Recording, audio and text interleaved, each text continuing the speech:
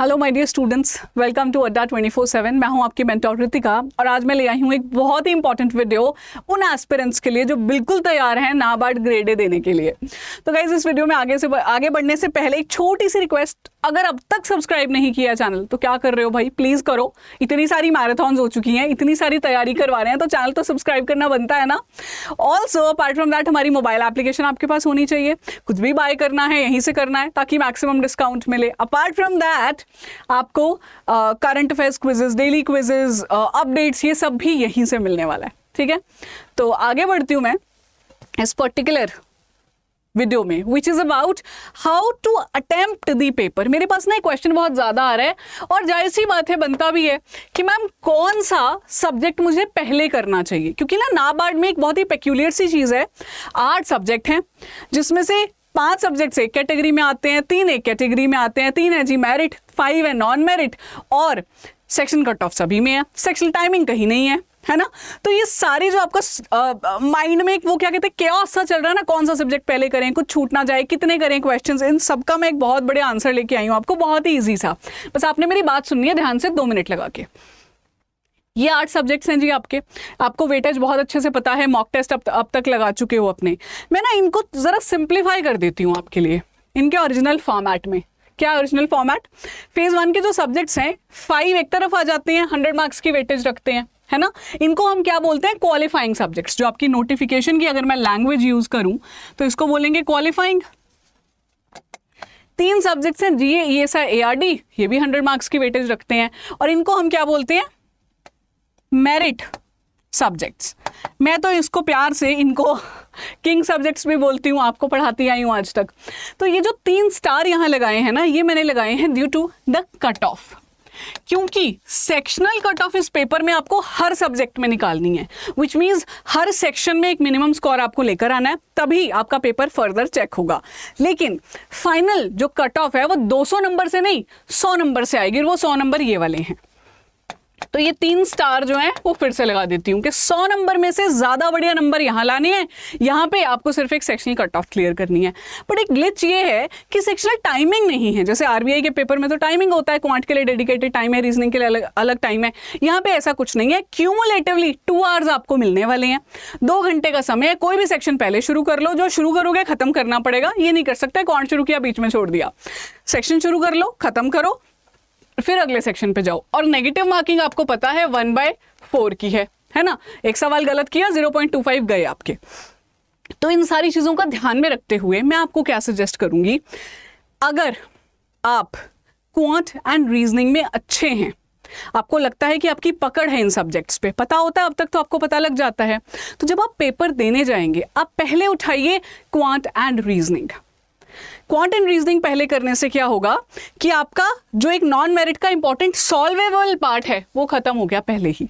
ठीक है, जब ये हो जाएगा उसके बाद आप आ जाइए जीए, ईएसआई, एआरडी पे, क्योंकि समय अच्छा खासा बचा होगा। और ये जो 100 क्वेश्चंस हैं कुछ भी सॉल्व नहीं करना है। You will be able to see कि आप आधे घंटे में या 40 मिनट में भी ये सारे क्वेश्चंस कर पाएंगे। ठीक है, ये कर लिया आपने। उसके बाद आप आ जाइए इन सेक्शंस पे, decision making, computer and English.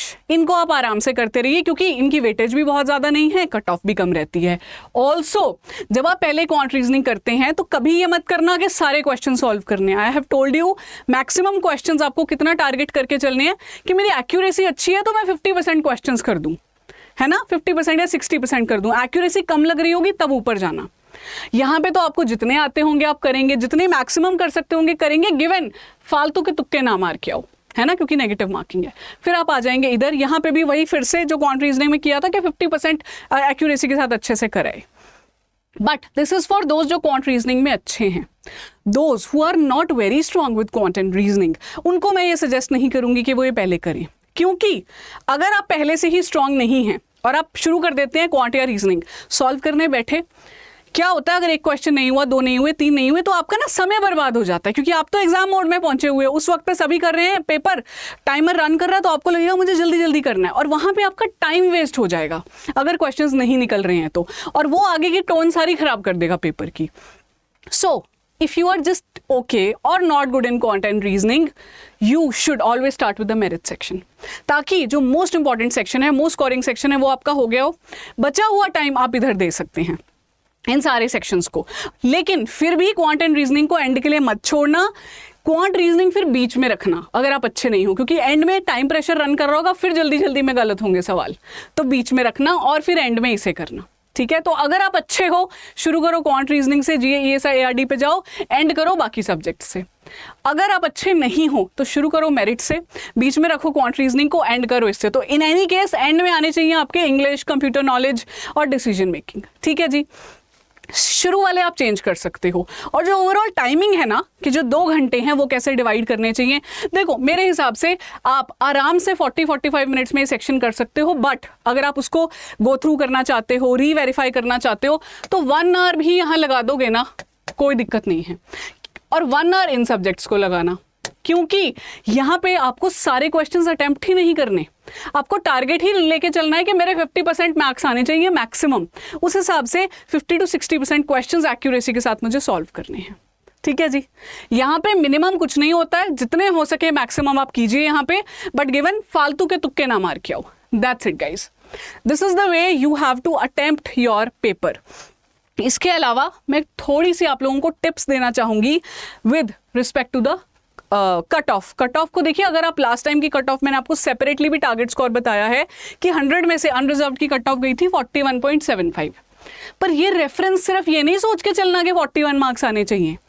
उस दिन जितना हो पेपर कराना, पेपर आसान एक्सपेक्ट मत करना। मैं पहले बता रही हूँ, मेंटली रेडी होके जाओ कि पेपर तो अच्छा खासा कॉम्पिटिटिव है, बच्चे अच्छे खासे तैयारी करके आते हैं और आप भी उनमें से एक हैं, ठीक है। तो टेंशन नहीं लेनी है, उस दिन जाके जितना आएगा हम मैक्सिमम अपना 2 घंटे में करके आएंगे। रिस्पेक्टिव सब्जेक्ट्स की जो कट ऑफ है वो बहुत ही कम रही है, मैंने आपको बताई है। रीजनिंग की 3.75, इंग्लिश की 12.5 गई, कंप्यूटर की 5.50 गई, क्वांट की 3 गई 20 में से, डिसीजन मेकिंग की 1.50 गई, 3.25 जीए की, 2.25 ईएसआई की, 6.75 एआरडी की। पर इन 3 सब्जेक्ट्स में हमें बहुत अच्छे खासे नंबर चाहिए, जितने हो सके, ठीक है जी। इसके अलावा गाइज लास्ट चीज, क्योंकि अब आप तैयार हो अपने पेपर के लिए, है ना। अर्जुन तैयार था जैसे युद्ध के लिए, आप भी वैसे तैयार हो, मुझे पूरा भरोसा है। सिर्फ एक चीज कहूंगी मैं आपसे, आप कुछ भी कर लीजिए, रिजल्ट कंट्रोल नहीं कर सकते, कभी नहीं कर सकते। क्या कंट्रोल कर सकते हो? अपनी मेहनत, अपना माइंड, सिर्फ यही कंट्रोल में रखना है। मेहनत कर ली, अब जो ये टाइम बचा हुआ है ना, इसमें अपने आप को काम डाउन रखो, रिवीजन करते चलो। मैं कहूँगी नया चाहे मत पढ़ना, पुराना रिवाइज करना। और अल्टीमेटली सब कुछ टिका है उन 2 घंटों पे। वो 120 मिनट जो आपको मिलेंगे ना, वो सिर्फ आपके हैं।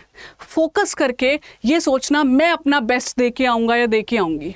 अगर आपने वो कर लिया, ट्रस्ट मी, रिजल्ट आपकी फेवर में आएगा। और बीट एनीथिंग, आज जो मेहनत कर ली ना आपने, बहुत कुछ सिखा के जाएगी आपको।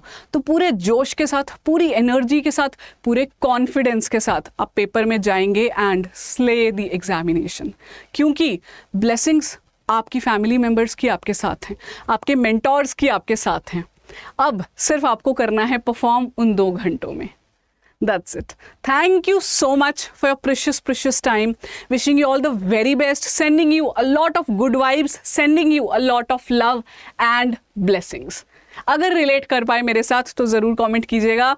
Again, I'll see you soon, very soon. आपका पेपर होते ही मैं आपको वहीं मिलूंगी। Bye bye.